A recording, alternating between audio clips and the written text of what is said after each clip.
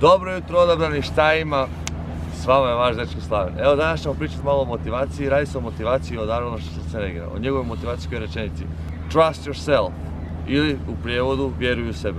Ta rečenica mi je jako puno pomogla u životu, jer bez vjere u sebe ne bi nikad došlo do ovdje gdje jesam danas. Kako mi to pomoglo? Kroz koja djela? Naprimjer, evo, sjećam se jedanput, bio sam u busu i bila je neka zgodna djevojka pored mene sjela, te ja sam se full htio sam, nisam htio, htio sam, nisam htio i na kraju sam rekao, ma zezni, sve pusti, ja ću krenuti, vjeruj u sebe Slavene i možeš ti to. I na kraju pričali smo kroz neki razgovor i morao sam izaći na trening, te sam napisao broj na nekom komadu papira u torbi što sam našao slučajno i ostavio sam je taj broj. Na kraju cura mi se nije javila, ali ja ni tad nisam oduzeo to, nego sam napisao na ispovestima svoju cijelu priču i onda mi se ta cura javila, što je najbolje. Na kraju ništa nije bilo od toga, ali tako što sam ja vjerovao u sebe sam pretvorio nešto u djelo i napravio nešto što nikad ne bi znala da li će biti ili neće biti ako nisi tako postupio. Znači, vjerujte u sebe, napravite ono što volite, napravite ono što želite.